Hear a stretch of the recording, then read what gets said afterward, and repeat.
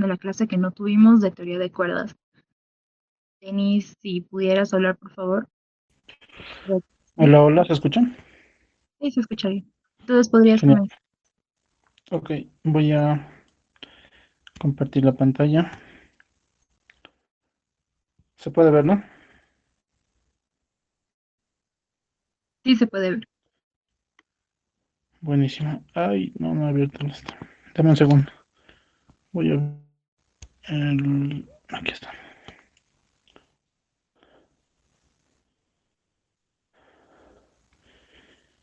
Aquí estamos. Bien, entonces creo que podemos comenzar.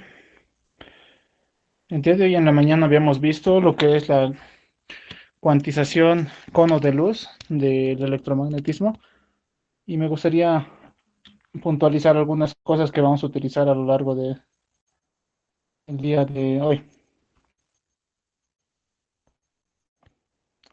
Tenemos lo siguiente. Eh, Habíamos visto de que las versiones relativistas de algunas teorías, como las descritas en nuestro modelo de juguete, el oscilador armónico, generaba problemas de normas negativas, ¿verdad? Como esta expresión que está acá.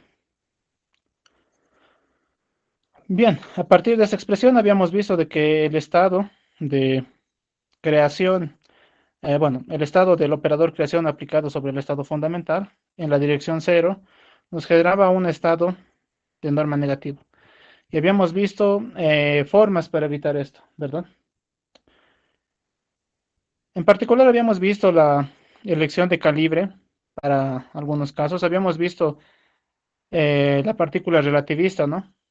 Que la ecuación de la masa que tiene la partícula en partícula, que es esta expresión.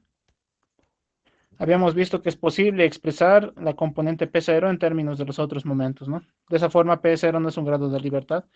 Y cuando nosotros hablemos de la cuantización canónica de la teoría, solamente tomamos en cuenta los grados de libertad eh, que son independientes.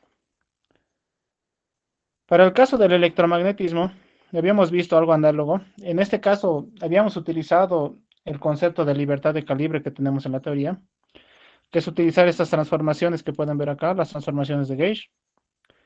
E imponiendo cierta condición de gauge, nosotros podíamos de la misma forma expresar, ¿no? Una componente, en este caso la temporal, en términos de las componentes espaciales del cuadrivector potencial eléctrico, ¿no? Bien, entonces, y de esta forma, ¿no? Nos deshacíamos o indicábamos de que esas cantidades eran dependientes de los parámetros libres, de los campos libres, y por lo tanto podíamos nosotros proponer una regla de conmutación de este tipo, ¿no? Luego habíamos visto calibres no covariantes de la siguiente forma, ¿no? Nosotros tenemos a un vector cualquiera, dado en términos de esta expresión, y habíamos hecho un cambio de coordenadas, ¿no? Para sus coordenadas, en particular la cero y la uno, habíamos hecho un cambio de coordenadas tal que estos A's, A0 y A1 se ven transformados A más y A menos. Y eso lo habíamos llamado coordenadas de cono de luz. Y bueno, habíamos escrito algunas cosas en términos de estas coordenadas de cono de luz, ¿no? Cómo subir y bajar índices con signos positivos y negativos, ¿no? Y habíamos visto un ejemplo particular que era cómo se describe el electromagnetismo en el calibre cono de luz.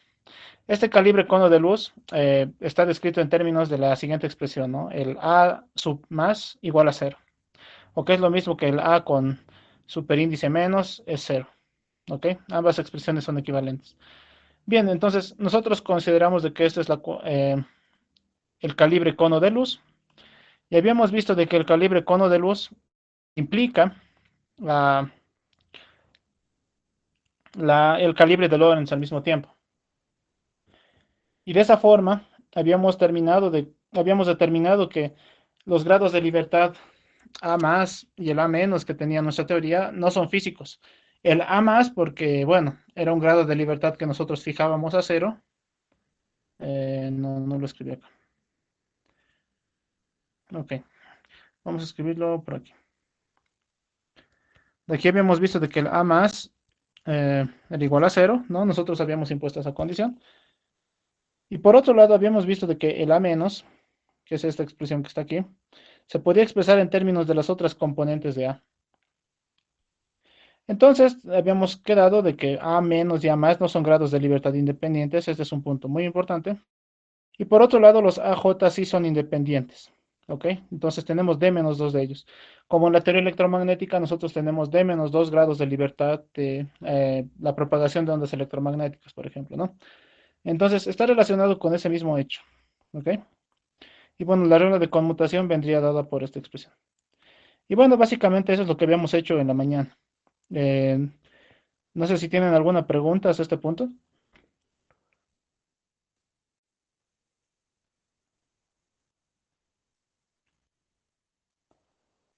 ¿Alguna observación?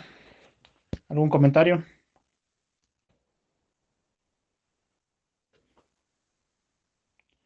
Ok, creo que no hay comentarios por ahora. Bien, vamos a comenzar con la siguiente sección. Sería la sección 4.5. 4.4.2 le voy a llamar esto. Entonces, esto va a ser la sección 4. Y esto va a ser la cuantización cono de luz de la partícula.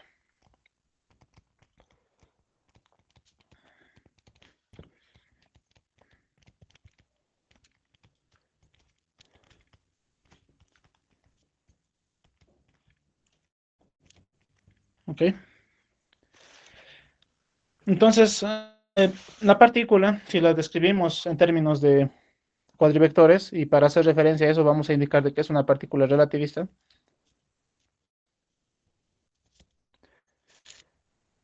Nosotros tenemos una cierta libertad de gauge también, ¿no? La transformación de gauge que tenemos en la teoría está relacionado con las reparametrizaciones, ¿verdad? Tenemos un T que va a cambiar creo que voy a escribir esto. Entonces tenemos un parámetro afín, tau, que se va a convertir en un tau prima, que es una función de tau prima tau, ¿no? Es una función bien comportada. Entonces, debido a esta libertad de calibre que tiene nuestro sistema, nosotros también podemos, al igual que en el electromagnetismo, fijar los grados de libertad de X mu. Y vamos a hacer eso, ¿ok? Entonces vamos a fijar X más positiva de la posición. Va a estar fijado de esta forma. Va a ser 1 sobre m al cuadrado p más tau. Y eso es a lo que nosotros vamos a llamar el light cone gauge o el calibre cono de luz, ¿ok?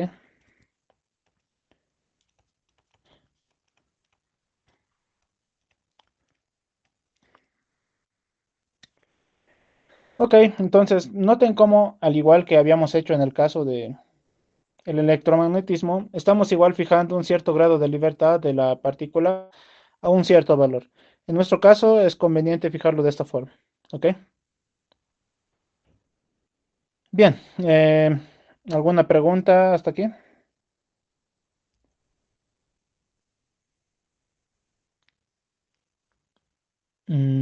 Ok. Y lo que vamos a hacer ahora es, al igual que habíamos hecho, noten de que este calibre cono de luz relaciona dos variables, ¿no? Las posiciones X más y los momentos P más. De esta forma, entonces, X más y P más dejarían de ser variables dinámicas, ¿verdad? Entonces, por ejemplo, la ecuación que tenemos para P más, recordemos entonces, P más estaba dada por, bueno, sería algo así, ¿no?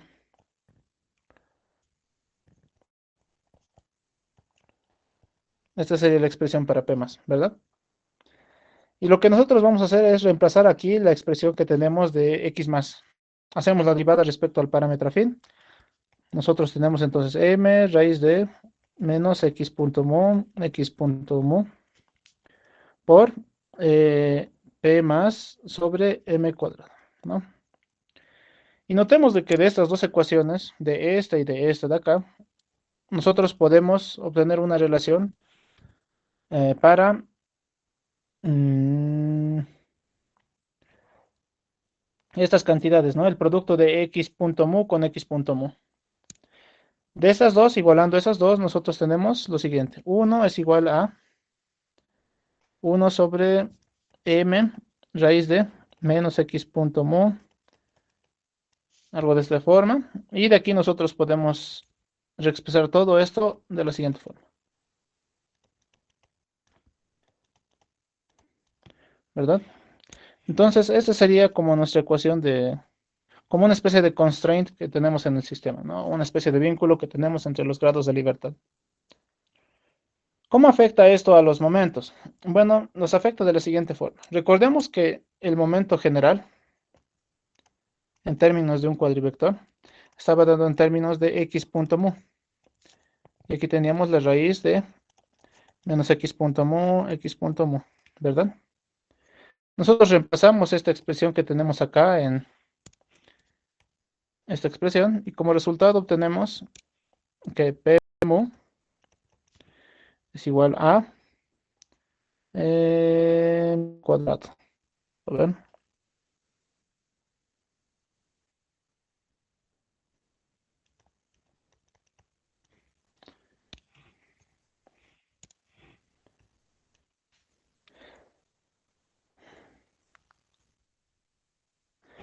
sería algo así, ¿verdad? A ver, déjenme revisar un segundo mis notas.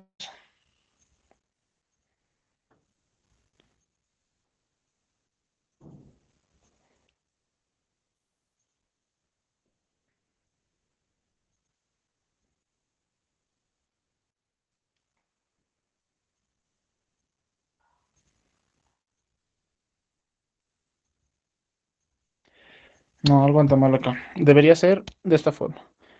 Si nosotros reemplazamos esta expresión, claro, esto es lo que está mal. Aquí debería ser un menos 2, ¿verdad? Y ahora sí tenemos esta expresión.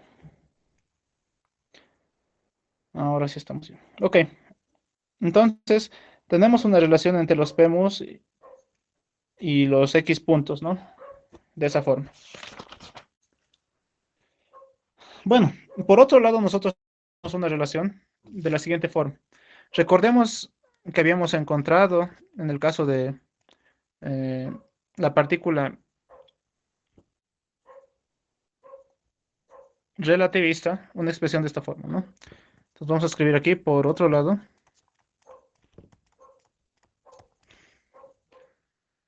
esto que, bueno, utilizando el calibre cono de luz se puede expresar de esta forma. Esto está mal.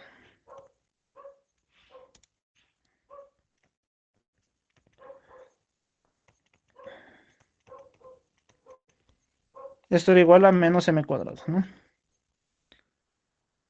Y notemos de que de acá podemos nosotros despejar p menos. De esta forma, ¿no?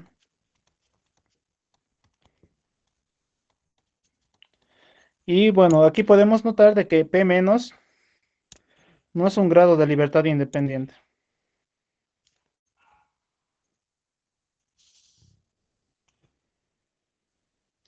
sino que está descrito en términos de las otras cantidades. Entonces, en el calibre cono de luz, notemos de que tanto x más como p menos están fijados a ciertos valores. X más está fijado debido al calibre cono de luz y X menos está fijado debido a esta relación entre los momentos y la masa. ¿Ok? Y tenemos esa relación. ¿Qué hacemos entonces con las cantidades, por ejemplo, X menos? ¿Será que X menos es libertad? Bueno, para ver eso, la forma más fácil es analizar esta ecuación que está aquí. Nosotros tenemos entonces que, por ejemplo, X menos punto es igual a 1 sobre m cuadrado p menos, ¿no? Y bueno, de esta expresión lo que nosotros podemos hacer es integrar en términos de tau y obtenemos la expresión para x menos, ¿no? X menos va a ser una cierta constante de integración más toda esta cantidad. M cuadrado tau, ¿no? Y bueno, tenemos ahí entonces a x menos. Entonces vamos a contar cuáles serían los grados de libertad que nos quedan a nosotros, o sea, grados que no están fijos. Podemos, por ejemplo, contar a los PJ que están aquí. Por otro lado,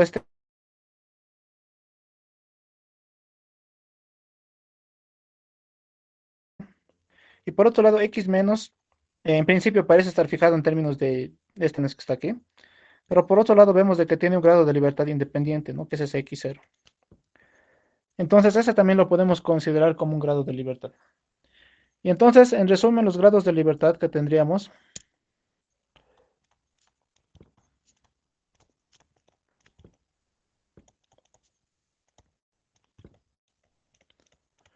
serían, por ejemplo, x0 y p más, y por otro lado las xj y pj, ¿no?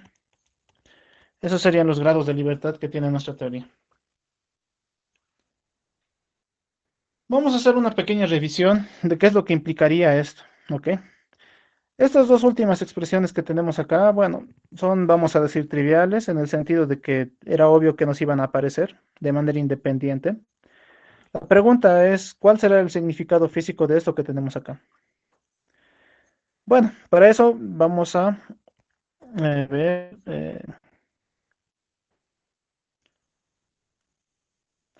este P más que está aquí, como vamos a ver en la próxima clase, de alguna forma está relacionado con el hamiltoniano que tiene el sistema, ¿ok? Y su momento conjugado, o bueno, la variable conjugada a este momento, en este caso, ¿no? Que sería x0, estaría relacionado de alguna forma con un parámetro temporal, ¿ok? Esa es la relación que tenemos para estas dos.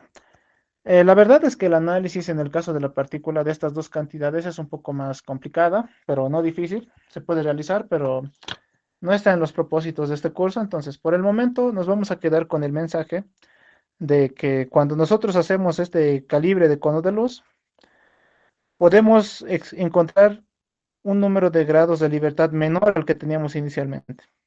Y esto haría que, por ejemplo, cuando nosotros calculemos normas, al igual que hemos hecho con el oscilador armónico relativista, estas normas sean completamente positivas, ¿ok?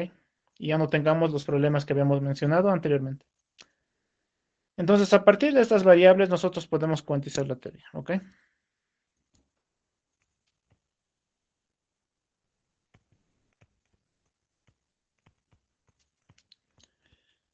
Nos permiten cuantizar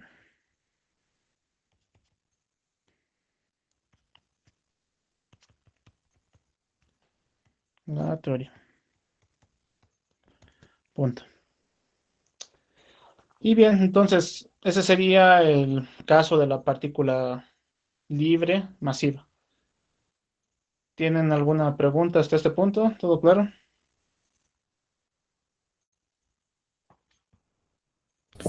¿Puede volver a repetir el sentido físico, por favor? Ok. Aparentemente estos dos últimos grados de libertad están relacionados tanto con el hamiltoniano de la teoría, el P+, y el x0 con el tiempo propio o un parámetro temporal que te permite la evolución del sistema. En esta descripción, tal y como lo he hecho ahora, no parece tan claro, o quizás en el caso de la cuerda vamos a ver de que esta relación física, si tú quieres, tiene sentido.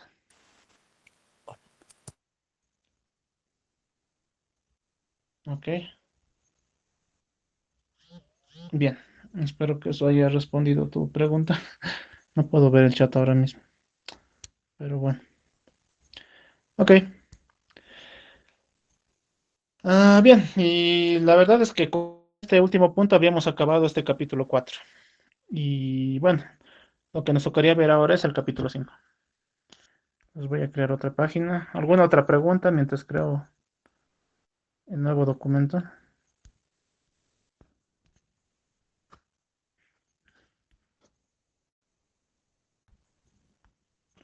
¿Ninguna?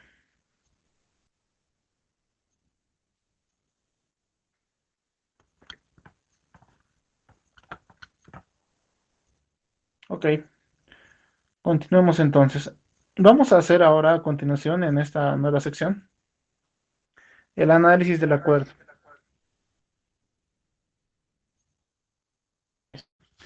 Entonces, lo que vamos a hacer es, aquí estamos, capítulo 5, cuantización 2,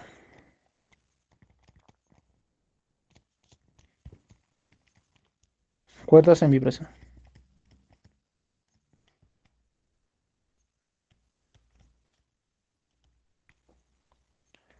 Ok, y bueno, vamos a empezar con la primera sección que se llama cuantización cono de luz en el modelo de Polyakov.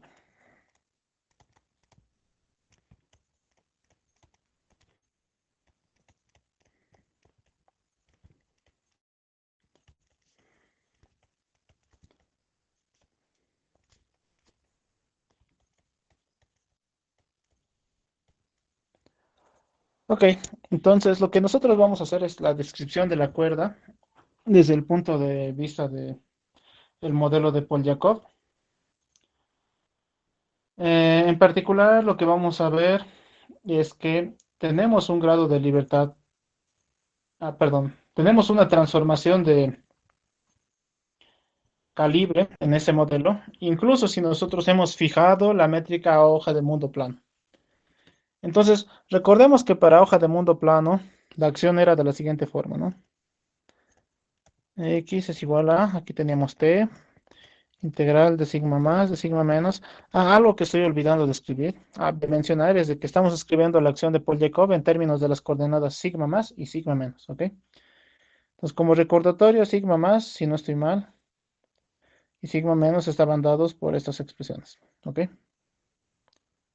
Bien, entonces, escribiendo la acción en términos de eso, nos da algo de este tipo.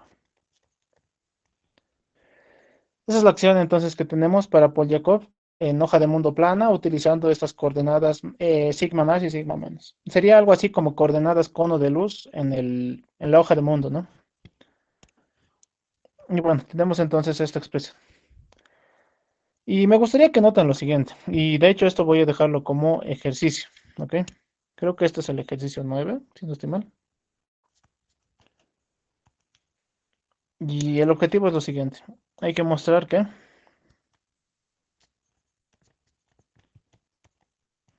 esta acción, la acción de Polyakov, es invariante ante transformaciones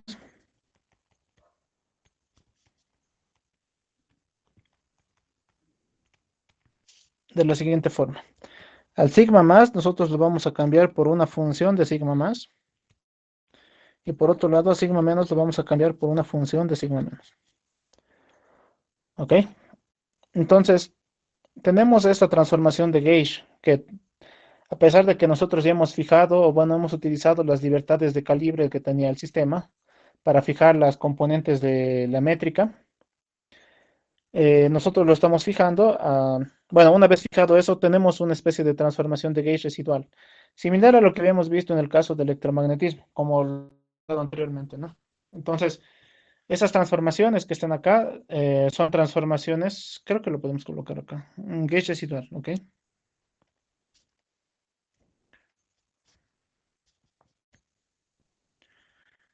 Y eso. eh, bien, entonces eso les dejo como ejercicio y aquí un pequeño comentario. Estas transformaciones que están aquí arriba, de cierta forma están relacionadas con las llamadas transformaciones conformes del plano complejo, ¿ok?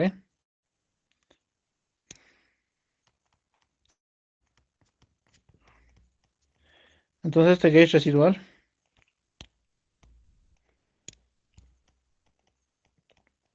en principio es equivalente a transformaciones conformes en la hoja de mundo.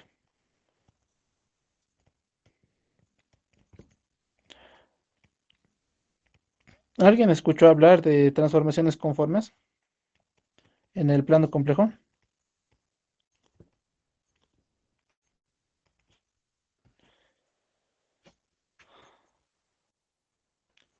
¿Nadie? Bueno, las transformaciones conformes están relacionadas de cierta forma con transformaciones que alteran los ángulos en una región, ¿ok? Pero desde el punto de vista de análisis complejo, lo que nosotros podemos definir como transformaciones conformes en el plano complejo son transformaciones que son holomórficas del plano complejo, ¿ok? Para empezar, ¿por qué estoy hablando del plano complejo? La verdad es porque nuestro sistema de la hoja de mundo, al ser bidimensional, se puede mapear a, una, a un plano complejo si nosotros utilizamos a z como la coordenada real y a sigma como la imaginaria, ¿ok? Entonces, las transformaciones conformes lo que hacen es llevar a z a una función de z, con la función siendo holomórfica. Una función holomórfica, en términos sencillos, es una función bien comportada, con derivadas en todos los puntos, es decir, continua y suave, ¿ok? Entonces, eso es lo que vamos a decir por holomórfica. Bien, ¿alguna pregunta respecto a esto? O sea, la transformación hace que el ángulo entre la parte real y la imaginaria sea la misma. Ah, bueno, sería del... A ver, no le capto. Creo que sería el ángulo que hay respecto a una referencia, porque es como un vector este z, ¿no ve? Podría ser, sí.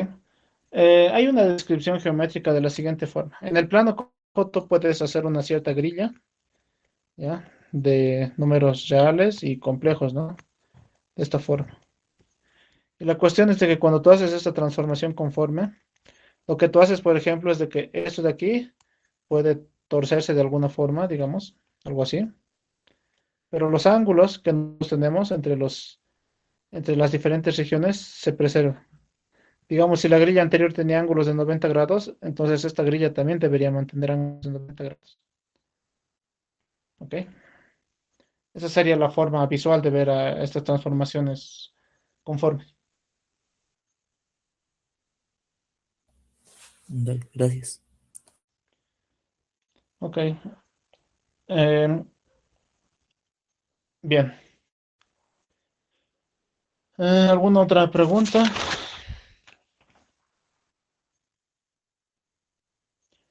¿Ninguna? Ok. Entonces lo que vamos a hacer a continuación es la cuantización de cono de luz de la cuerda. Y de la misma forma, ¿no? Como nosotros tenemos un gauge residual aquí en esta teoría, podríamos aprovechar ese gauge residual de tal forma que nosotros podemos elegir un calibre cono de luz para alguno de los grados de libertad de la teoría. En particular, en el caso de la cuerda,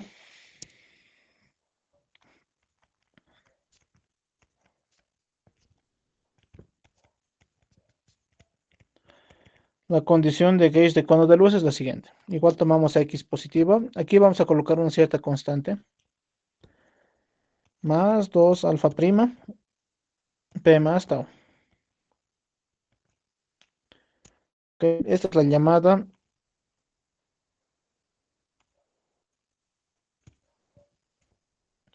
light con gauge. ¿Ok?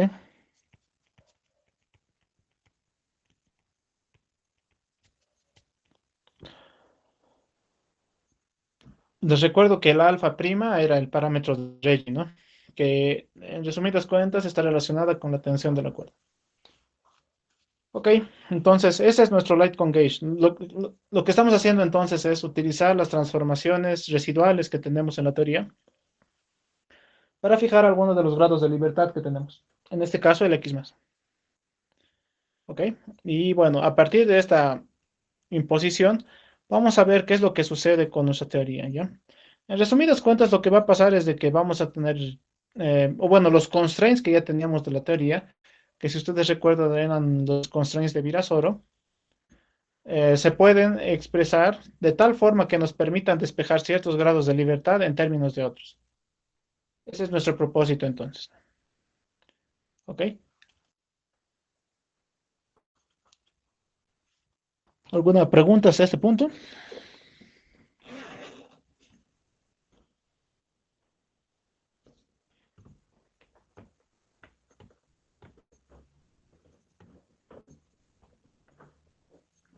Ok, creo que por el momento todo está claro. Entonces, lo que vamos a hacer en esta nueva sección es ver las restricciones de Virasor, ok, o los constraints de Virasor. Esta sería la sección 5.2.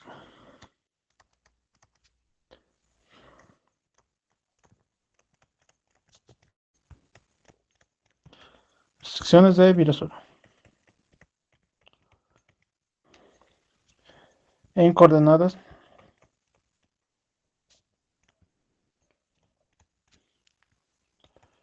cono de luz.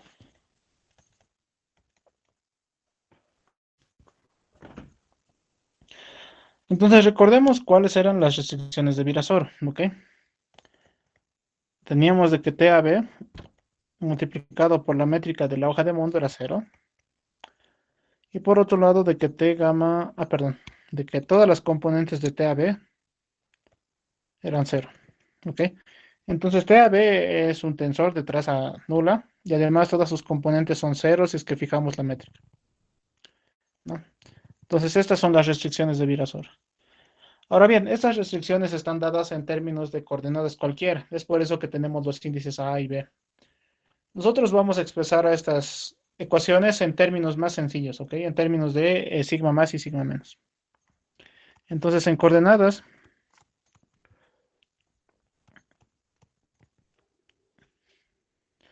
sigma más menos tenemos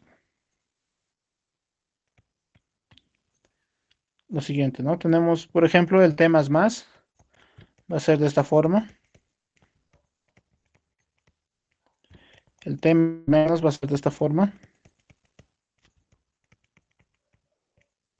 Y el T más menos, y de hecho todas las componentes se hacen cero. Pero esta última se hace cero sin ninguna otra condición, ¿ok? Bien, entonces esas eran nuestras restricciones de Virasor. Y estas son las restricciones descritas en coordenadas sigma más y sigma menos. Este sería de hecho un buen ejercicio para realizar. Ejercicio 9. ¿Ok? Demuestre.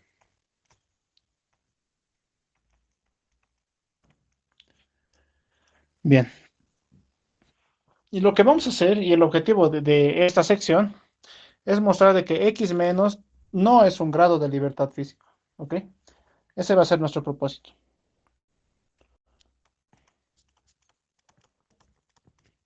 El objetivo entonces es sigma, perdón, X menos no es un grado de libertad física. No es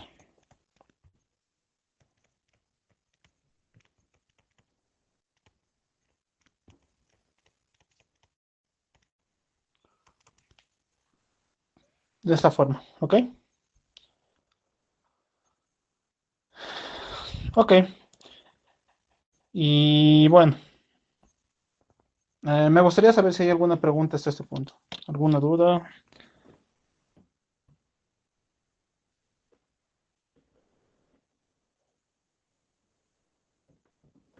¿Todo claro?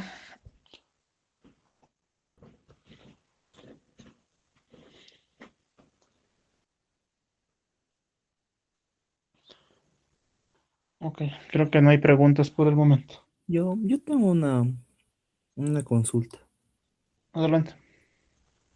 Bueno, estos de Virasoro lo hemos sacado haciendo la variación de la métrica, ¿no ve? De la ecuación de la acción de Polyakov. Sí, Eh, pero, o sea, no recuerdo que fueran así la forma, o sea, y tampoco entiendo por qué, bueno, creo que este tensor T es el tensor de energía-momento. ¿Por qué se le así iguala es. directamente a eso? O sea, bueno, cuando intento ¿A hacer el cero? cálculo, sí. Sí, pues, bueno, toda la expresión en sí que sale igual a cero, sale igual al tensor de energía de momento, y eso también no entiendo por qué. Ok. Entonces, voy a explicarlo brevemente acá.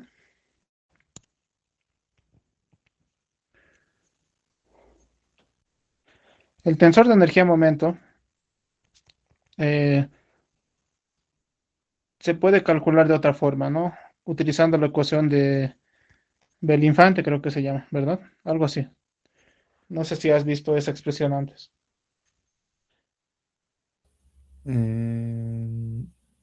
Bueno, esa es la variación de la acción respecto de la métrica, creo. Así Pero es. el que Ajá. mencionas de infante, esa no recuerdo. Ah, no sé, no me acuerdo cómo se llama esta cosa. Creo que sí era así. Bueno, en fin. Esta expresión que está aquí te permite calcular el tensor de energía momento utilizando variaciones de la métrica, ¿verdad? Ya. Ok. Entonces por eso se igualaría simplemente. Eh, lo que sucede es que cuando tú fijas, ¿no? El gauge a cero, o mejor dicho, a hoja de mundo plano, que es lo que hemos hecho esto, ¿no? Esto lo habíamos puesto a esto. Esta restricción te da que esto es igual a cero. ¿Ok? Sí, sí, sí. Ok, eso por un lado. Eso creo que resolvería la duda del por qué tienes esta expresión. Vámonos a la otra. ¿Ok? Ahora, resulta de que la acción, mm, ya vamos a reescribir esto, ¿ok? De la siguiente forma. Si es que yo hago variación de la acción en términos de la métrica, lo que yo voy a obtener es algo así. Debería obtener una integral. Aquí va a haber el tensor energía-momento y aquí un gamma a b, ¿no? Sería la misma expresión básicamente. ¿Estamos de acuerdo con ese punto?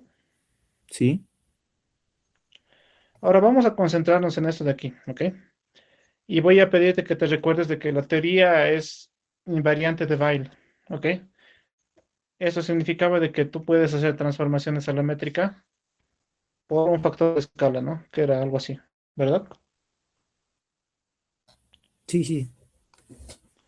Entonces, la variación de la métrica, la variación infinitesimal, puede ser descrita en términos de un producto de una función arbitraria por la métrica, ¿no? Para la transformación de Weyl.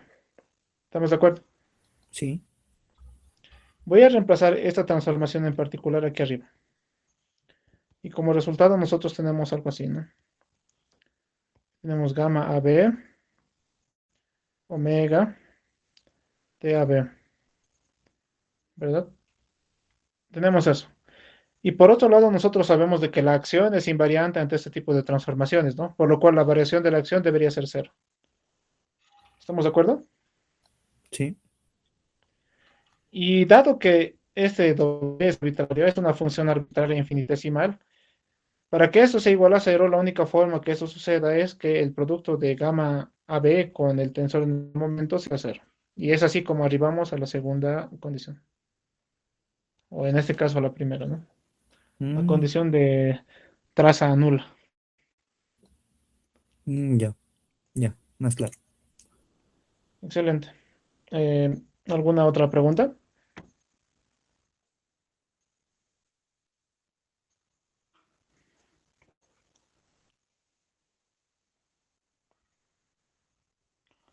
Ok, creo que no hay más preguntas. Bien, lo que vamos a hacer a continuación es lo siguiente. Habíamos escrito estas ecuaciones, ¿no?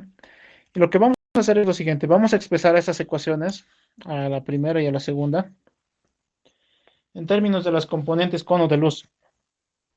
Es decir, a ese mu lo vamos a partir en tres, ¿no? En más, menos y los jotas. Tenemos entonces algo así, ¿no? Tenemos, por ejemplo, para el t más, igual a cero. Esto implica que menos 2 derivada parcial más x mu, derivada parcial menos x mu, más derivada, perdón, aquí es más igual. Parcial más xj, derivada parcial más xj, igual a cero. ¿Ok? Algo anda mal aquí. Sí, ese que anda mal. Perdón, aquí hay un error. Esto no es esto es más y menos. Aquí sería más, derivada, menos. Ahora vamos. ¿Se entiende este punto, no?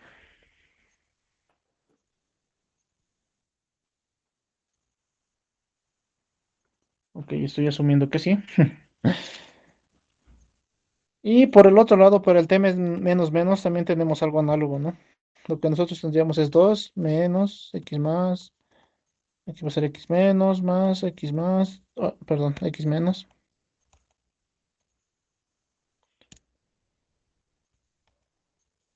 Así y así.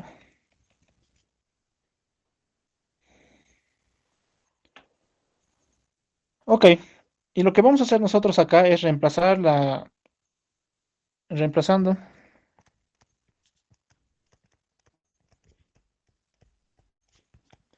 el calibre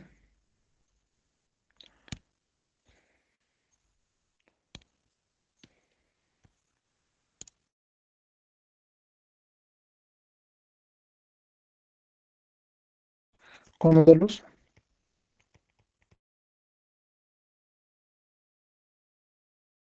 Si ustedes reemplazarían eso, lo que deberían obtener es lo siguiente. Aquí deberían obtener alfa prima más, aquí quizás con un 2 si no estoy mal, sí.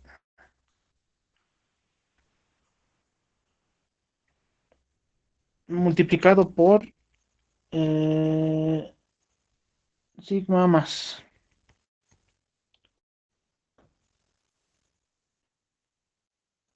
Aquí menos. Y bueno, esto es igual a lo que tenemos al otro lado. Aquí este caso sería más J y más J. ¿Ok? Y de aquí podemos despejar, ¿no?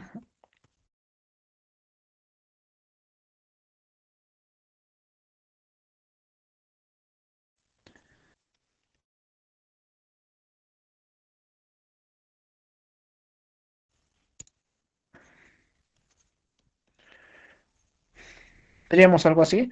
Y para la otra componente, para el menos, deberíamos obtener algo análogo. Aquí debe ser entonces alfa prima, P más, X menos, XJ, X menos, XJ.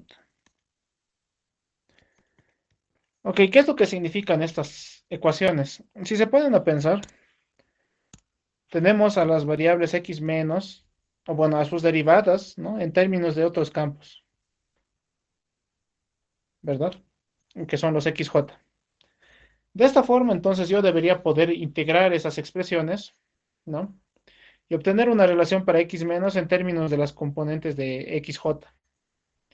Y de esta forma habríamos demostrado de que X menos no es independiente, no es un grado de libertad independiente.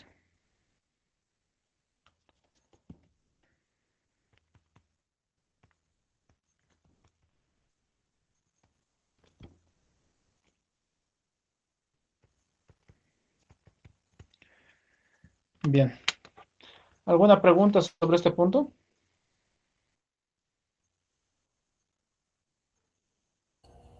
Tal vez no debería salir una constante de integración que nos dé un Perdón, no grado de logré escuchar libertad. bien. ¿Podrías repetirlo, por favor? Al integrar no nos aparece una constante de integración que añada un grado de libertad.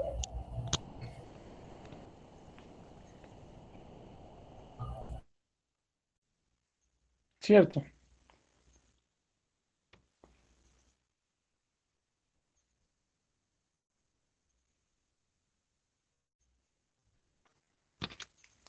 Buena observación. Entonces, sucede esto, ¿no? Nosotros este X menos, que está en términos de los sigma más y menos, como el compañero aquí indica, deberíamos nosotros aquí obtener un cierto grado de libertad de X menos, que no es el inicial, por si acaso. Ese de aquí ya no depende de los sigmas, porque es una constante de integración. Y aquí nosotros deberíamos obtener algo así, ¿no? 2 alfa p, o bueno, la integral de todo esto,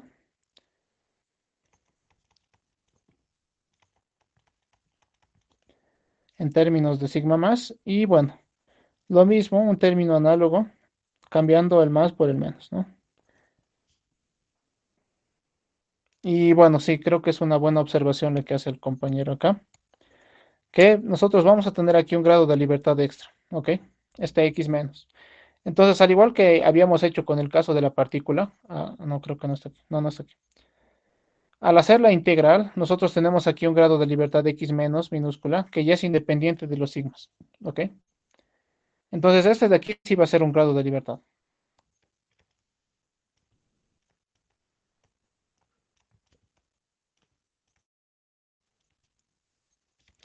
Ok, gracias por la observación. ¿Alguna otra pregunta?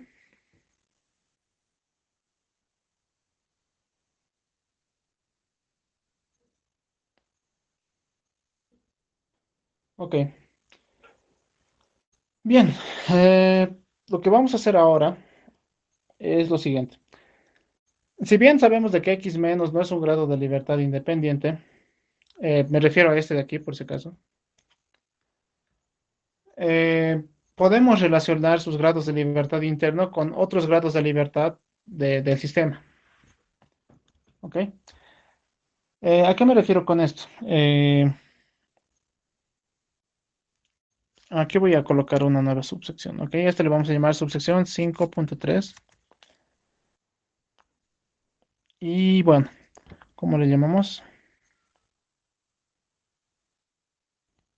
Vamos a llamarle así, vibración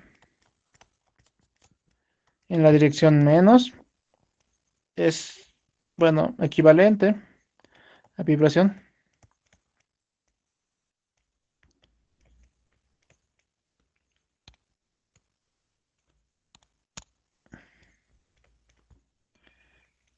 en I dos veces.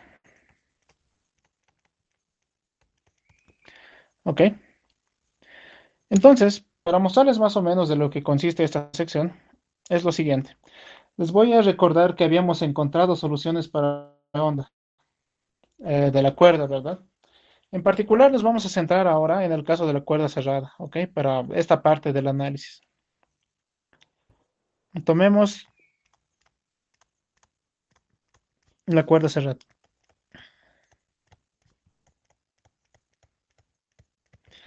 Y recordemos que para la cuerda cerrada habíamos visto de que la solución de cualquier componente xmu se puede descomponer en dos partes, ¿no? Una parte left y una parte right, ¿no? Ambos dependían de sigmas. La parte left, si no estoy mal, depende de los sigmas más. Y ese de aquí es de los menos. Bien. Y recordemos de que estas componentes left y right, o las componentes de vibración que se propagan a la izquierda o a la derecha, se pueden expresar de la siguiente forma, ¿no? Eh, Aquí teníamos un medio x mu más un medio. Y aquí tendríamos, ya, aquí creo que ya no era un medio.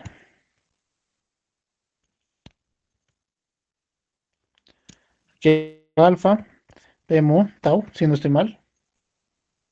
Ah, no, perdón. Esa es la componente left. Entonces debería ser sigma más. Y aquí teníamos una parte que correspondía a los osciladores que teníamos en el sistema, ¿verdad? Me estoy olvidando del factor de normalización. Aquí tenemos y alfa prima sobre 2 a la 1 medio. Y ahora sí viene la suma. Entonces n diferente de 0. Aquí tendríamos estos alfas, ¿no? Que habíamos encontrado en nuestra teoría. E menos IN sigma más debería ser. Y para la parte right tenemos algo análogo, ¿no? Igual tenemos aquí un medio x mu más alfa prima p mu sigma menos en este caso más y alfa prima sobre 2. Y aquí tenemos una suma. Ah, perdón, esto está mal. No es un medio, es un sobre n. Esto aquí. Ok. Aquí tenemos los alfas sin primar y aquí tenemos esto. Ok, tenemos eso para las componentes left y right, ¿verdad? Y lo que nosotros vamos a hacer es, o lo que podríamos hacer es igualar, como pueden ver en esta ecuación que tenemos acá, las que tenemos debido a la restricción de Virasoro. Nosotros podemos reemplazar en estas expresiones las expansiones que tenemos en series, ¿no? Tanto para x menos,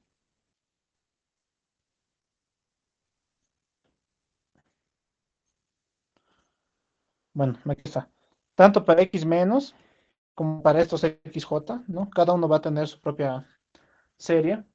Y como consecuencia nosotros vamos a obtener relaciones entre, por ejemplo, los grados de libertad P menos que tiene este y los alfas. ¿Ok? con productos de P menos y alfas acá también. ¿Ok? Entonces, este ejercicio es fácil de realizar. Lo único que tienen que hacer es reemplazar esta expresión de x mu aquí arriba y comparar básicamente lado a lado los coeficientes que tenemos en las series. ¿Ok? Este ejercicio sí me parece que es importante para ustedes, para que se convenzan. Ejercicio 10. Muestre que, reemplazando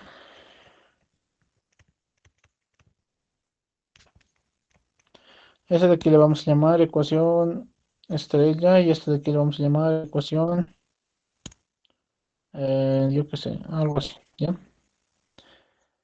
Entonces, si reemplazamos la expresión estrella en la expresión anterior de las restricciones de Virasoro,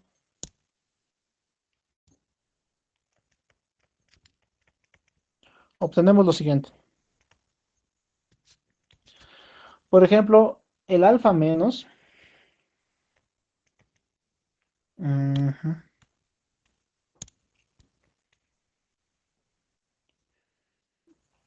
debería estar dada en términos de los otros alfas, de esta forma.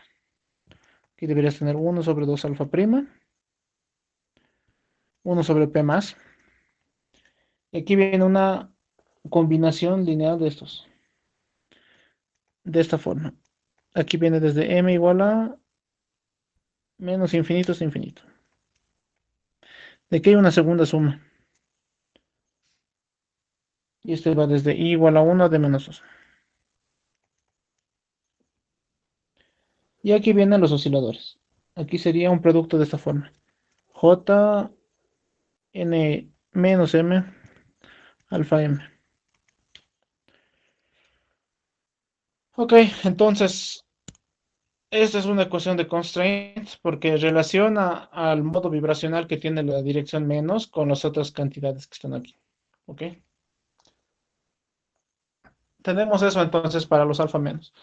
Hay una restricción más que tenemos, que es ahora comparando la parte del momento. Y como resultado ustedes deberían obtener algo así. Eh, alfa prima sobre 2 PM. No, perdón, aquí sería P menos. Arriba. Eso debería ser igual a 1 sobre 2 P más.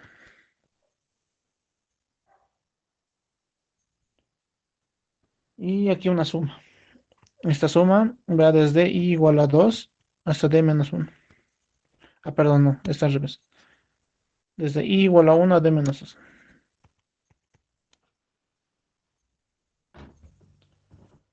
Y aquí deberíamos tener lo siguiente. Debería ser alfa prima sobre 2. Aquí tenemos los PJs como producto. Y aquí además tenemos otro término que tiene que ver con los operadores. Algo así. Menos.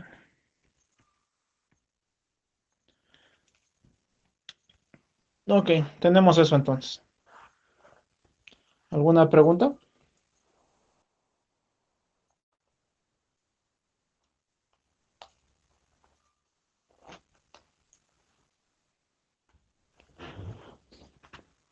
Ninguna.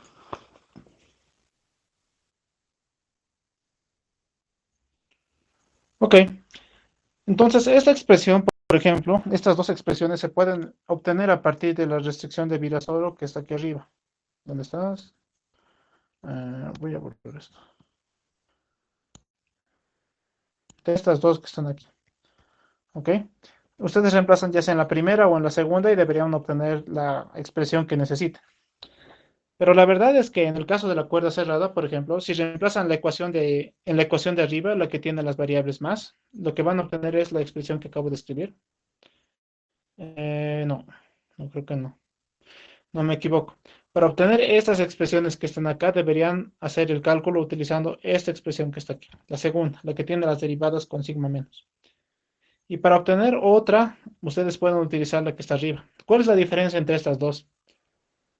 Bueno, la diferencia está en que la parte left y parte right del problema tienen dependencias similares en estos alfas. Por ejemplo, el X left tiene el alfa D y mientras que el X right tiene solamente el alfa, que son dos grados de libertad independientes para la cuerda, ¿no? Los alfas tilde son diferentes de los alfas, entonces son independientes. Bien, entonces reemplazando la segunda en la restricción de Virasoro en el sistema de cono de luz, obtenemos esta expresión. Pero, ¿qué pasa si es que nosotros reemplazamos en la otra ecuación, en la ecuación que está aquí arriba? Bueno, como resultado lo que nosotros vamos a obtener es una expresión análoga con una pequeña diferencia. Entonces aquí nosotros podríamos obtener esto igualito, así, igual una suma. Aquí viene alfa tilde sobre 2, PJ, PJ. Y aquí viene el término diferente, ¿no? Que sería alfa tilde y n, alfa tilde menos n. ¿Ok? Entonces estas dos expresiones van a ser importantes, así que tómenlas en cuenta. Ok, ¿alguna pregunta hasta este punto?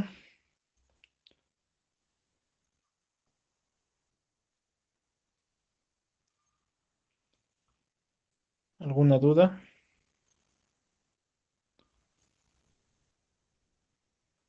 Todo claro entonces, ¿no?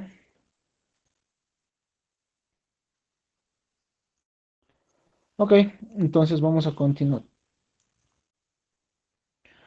Bien, ¿qué grados de libertad tenemos entonces en nuestra teoría? Eh, bueno, antes de eso, lo que primero podemos notar es de que no todos los grados de libertad que teníamos para la cuerda son independientes, sino que en este caso hay ecuaciones de restricción. En particular, estas dos nos van a ayudar, como les comenté en un momento, ¿no? Y vamos a usar en breve. Por otro lado, eh, creo que es momento de hablar de la cuantización de la teoría. Como notar, lo que nosotros hemos hecho hasta este punto no es cuantizar nada. No hemos impuesto brackets de Poisson por el momento y bueno, sería un buen momento para realizar eso ahora. Entonces es lo que vamos a hacer. Vamos a hablar aquí de la cuantización del modelo de Paul-Jacob. Esta sería sección 5.3. Cuantización canónica. Vamos a colocar cuantización cono de luz para hacer referencia a eso, ¿ya? Cono de luz del modelo de Paul-Jacob.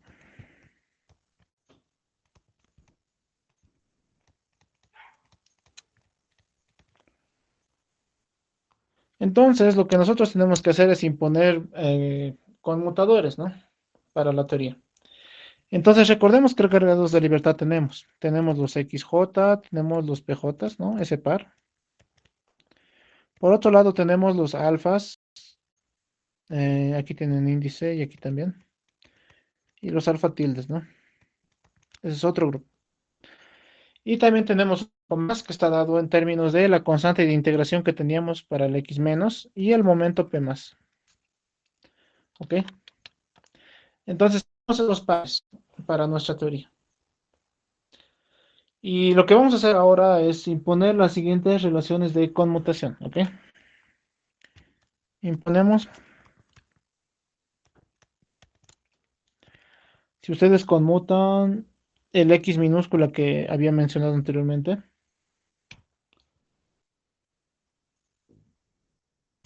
con su momento canónico que va a ser el P más, eso te va a dar un menos, ¿sí?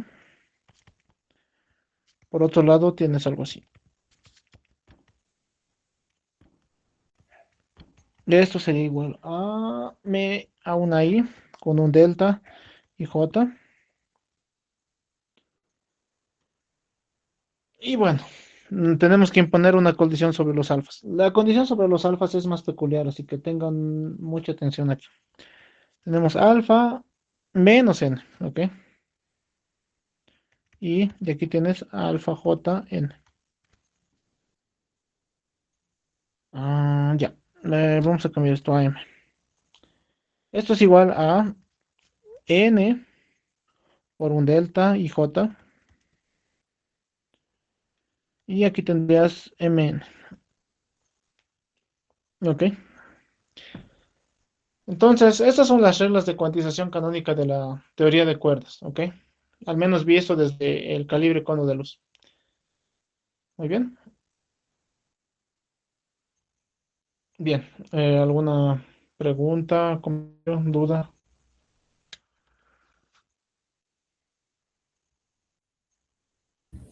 Estas reglas, ¿de dónde vienen? El motivo por el cual nosotros imponemos estas reglas es para asegurar que en el modelo de Polyakov, si tú haces la conmutación de x mu sigma tau con p mu, que es un momento canónico, en iguales tiempos pero diferentes posiciones, eso debería darte algo así. Perdón, esto está mal. Vamos a colocar no. Así, y aquí un delta de Dirac. Ok. Entonces, en principio se supone que bajo la imposición de estos tres que están aquí arriba, deberían obtener para los x y para los p una expresión de esa forma. Podrías intentar de hacer el cálculo y ver qué es lo que sucede, ¿no? Debería generar lo que te acabo de mencionar. Entonces, si nosotros imponemos esa condición, que es la condición de cuantización canónica, eh, una vez que ya tienes esa relación, bueno, para obtener esa relación que está aquí, tú tienes que imponer las restricciones de arriba. ¿Ok? Bien, ¿alguna otra pregunta?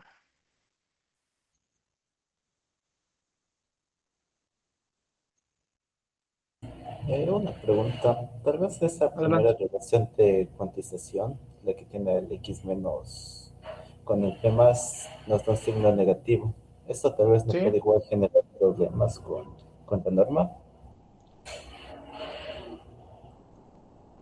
podría, pero bueno, sucede algo que no voy a entrar en mucho detalle. Está relacionado a lo que había mencionado anteriormente.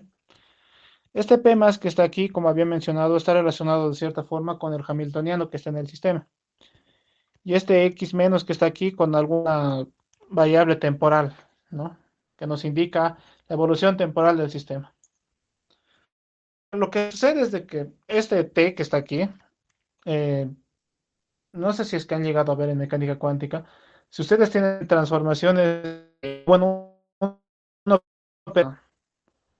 eh, evolución temporal como este T, digamos, o sea, ver al tiempo como operador y no como variable. Si ustedes hacen eso, van a notar de que el T es un operador antiunitario, es decir, que ganas un signo menos de más en la teoría. Entonces se dice de que este signo menos es un reflejo de eso. Y es por eso que en la teoría no se utiliza este operador que está aquí, porque hace los cálculos más complicados. La verdad, nos vamos a quedar simplemente trabajando con ese par que está ahí abajo. El primero se lo pone por completeza. Gracias, profe. Excelente. Creo que hay una discusión un poco más extendida sobre este punto que estoy mencionando en el libro de Mecánica Cuántica de Sakurai, por si alguien está interesado. Ya. Entonces, tenemos esa relación. Como el compañero indicó, la primera expresión parece polémica, pero si nosotros pensamos en que T, ese T que está ahí, ese tau, lo vemos como operador y sería antiunitario, entonces esa expresión como que podría llegar a tener sentido.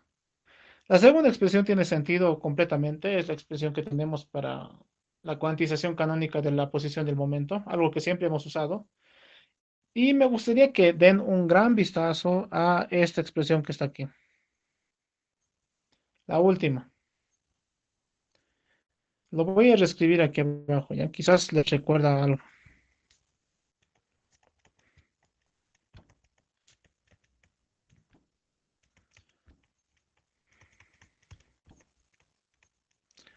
Tenemos eso.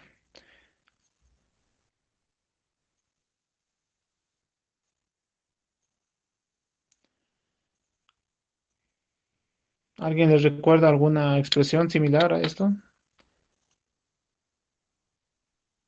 Quizás si lo escribo de esta forma, alfa daga y j igual a delta y j. No es lo mismo por si acaso esto que esto, ¿ya?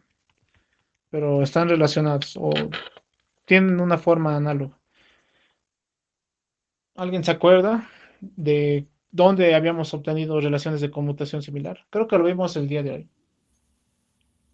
Q y P, creo. ¿Alguien recuerda? Los operadores de creación y aniquilación, tal vez. Eso, justamente, ¿no?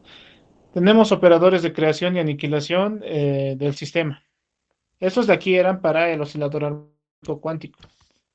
Y este de aquí, el que está aquí arriba, es lo que aparece como resultado de imponer relaciones de conmutación a las variables de cuerda. Y tiene mucho sentido, ¿no? Porque habíamos visto de que estos alfas se comportaban como vibraciones justamente en la cuerda. Y al nosotros cuantizar a la teoría, podemos identificar a estas cantidades como operadores de creación y destrucción para las vibraciones de la cuerda. ¿Ok? Entonces es por eso que este capítulo se llamaba de esa forma, cuerdas en vibración, porque cuando tú impones relaciones de cuantización para la teoría de cuerdas, en la parte donde tú tienes las variables oscilatorias, vas a obtener como resultado una teoría que está escrita en términos de operación, de operadores creación y destrucción. ¿Ok? Al igual que en el oscilador armónico cuántico. Y bien, esto hace las cosas más sencillas si se ponen a pensar, porque prácticamente nuestros sistemas, entonces, vamos a colocar acá. Entonces, posible, el estado fundamental,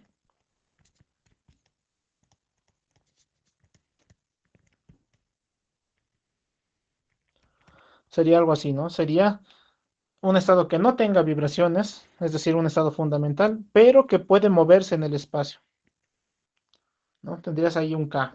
Y este K lo voy a colocar como un cuadrivector, ¿ok? Puedes tener las componentes espaciales o temporales que tú quieras del momento. La identificación es de la siguiente forma. Si tú aplicas el operador de momento sobre esta cantidad, digamos el momento PY,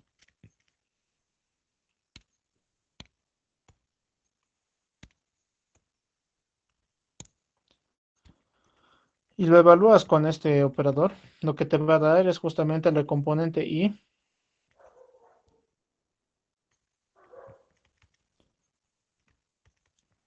de dicho operador, ¿no? Entonces, este estado fundamental, a diferencia del estado fundamental del oscilador armónico, puede moverse. Y es por eso que tenemos aquí este operador de momento. Está relacionado con el hecho de que al hacer la teoría cuántica, nosotros imponemos P también a un operador, al mismo tiempo imponemos a un operador a este P más, y el P menos, bueno, está relacionado en términos de los otros operadores, de esta forma. Entonces, el estado fundamental es de ese tipo, ¿ok? Podría considerarse como una cuerda sin vibraciones con un cierto momento, ¿ok? ¿Alguna pregunta sobre este punto?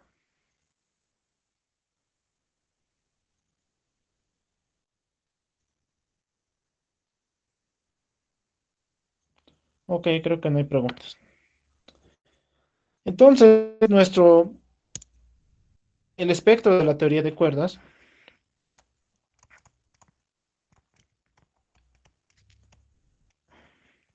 el espectro de la cuerda en particular,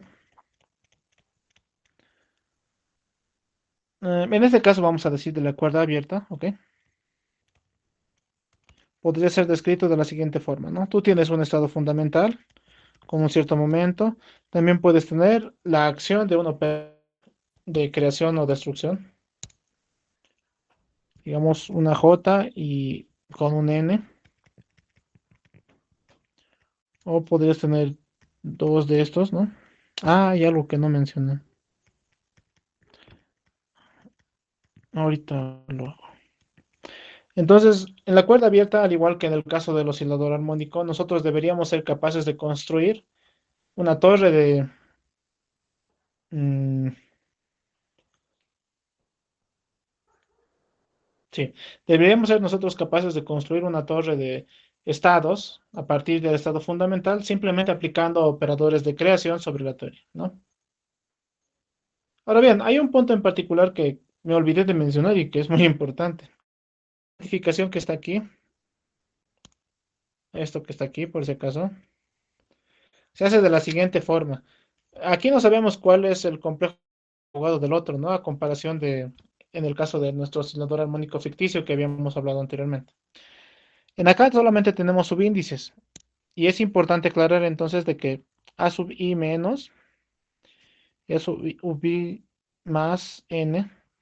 Ese de aquí denota creación. Voy a escribirlo ya aquí.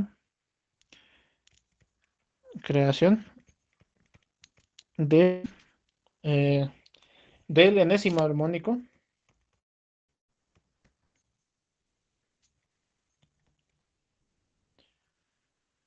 en la dirección i.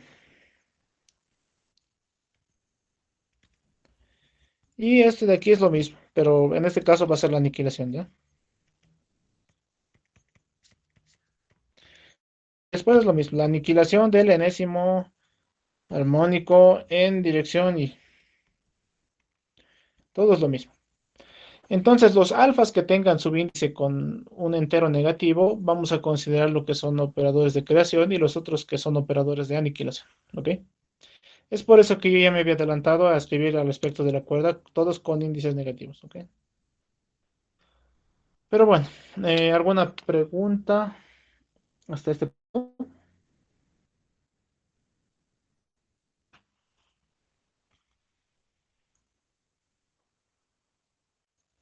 ¿Ninguna?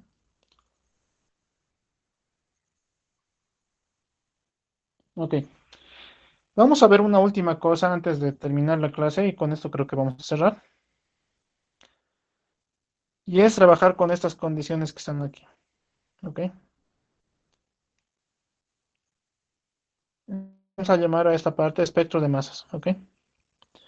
La última sección era 5.3. 5.4, espectro de masas.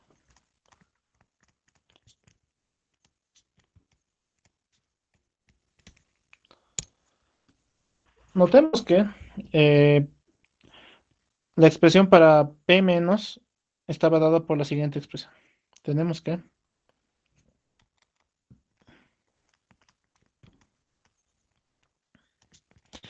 Voy a escribirlo en términos de la cuerda abierta, ¿ok?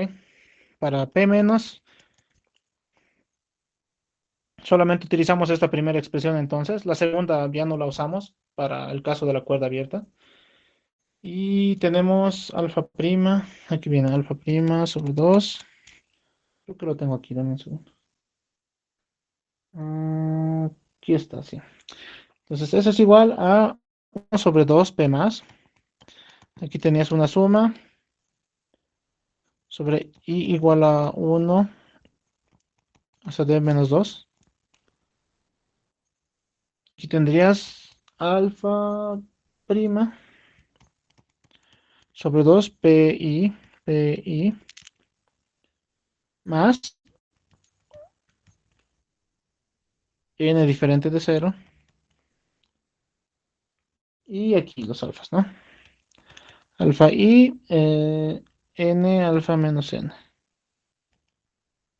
Ok, tenemos esa expresión entonces para P menos.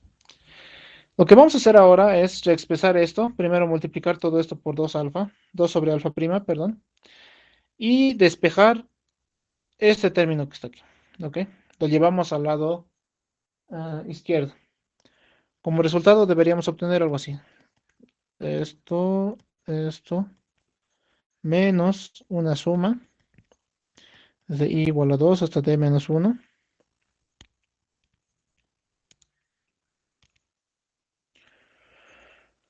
Aquí tendrías p sub i y p sub i. Esto va a ser igual a 2 alfa prima por la suma n diferente de cero, alfa n y alfa menos n. ¿Alguien recuerda qué es esta expresión?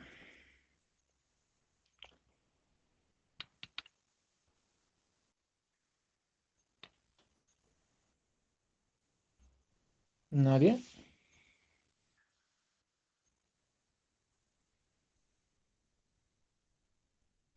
Ok, recordemos esta expresión entonces. P mu igual a menos m,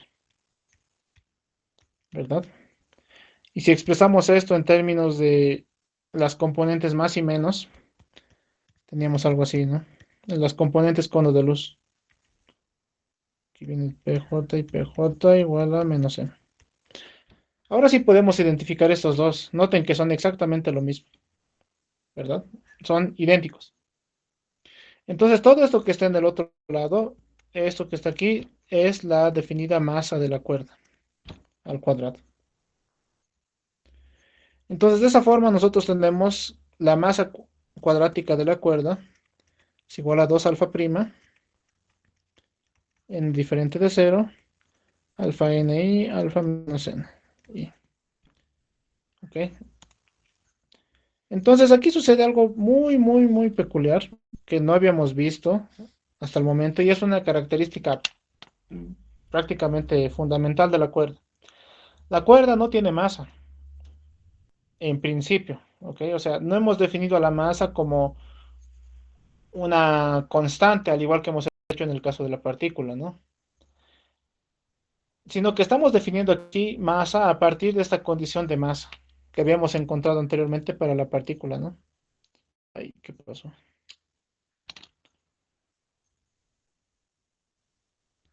A ver. Entonces, a partir de esta expresión que hemos encontrado para la partícula, hemos hecho una analogía para definir lo que es masa. Y lo interesante está en el hecho de que esta masa de aquí depende de las oscilaciones de la cuerda. Entonces, para diferentes oscilaciones que tú tengas en la cuerda, vas a tener diferentes estados de masa. Eso es lo principal en este caso, ¿ok? Es lo fundamental. Sin embargo, esta definición de aquí es una definición clásica. Me gustaría enfatizar, ¿ya? Ups. ¿Por qué? Porque por el momento no hemos promovido estos alfas a operadores. Si nosotros haríamos esa condición, si nosotros promovemos a alfa a operadores, tendríamos un pequeño problema, ¿no? Que surge siempre que nosotros tratamos con esas cantidades en mecánica cuántica. Y cuando tú tienes cantidades que no conmutan, como este alfa más y alfa menos, que justamente es el caso, ¿no? Este alfa más n con el alfa menos n no conmutan, ¿verdad? Entonces, como no conmutan, eh, no sabemos cuál de los dos ponerlo primero, en el caso de la cuerda, o en el caso cuántico de la cuerda, ¿no? Entonces, lo que generalmente se hace es algo así. Tú escribes algo de este tipo, o sea, escribes básicamente la misma expresión. Esos ya son operadores. Y aquí escribes de que hay una cierta constante de ordenamiento, ¿ya? Que se le llama constante de ordenamiento normal. Vamos a hablar sobre esto la próxima clase.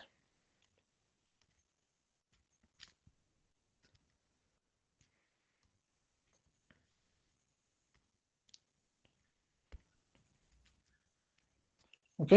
Entonces es la constante de ordenamiento normal.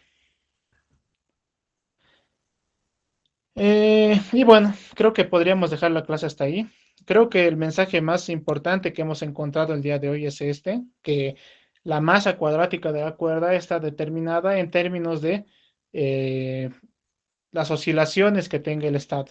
Si tú tienes un estado fundamental, vas a tener un cierto momento y así, ¿ok?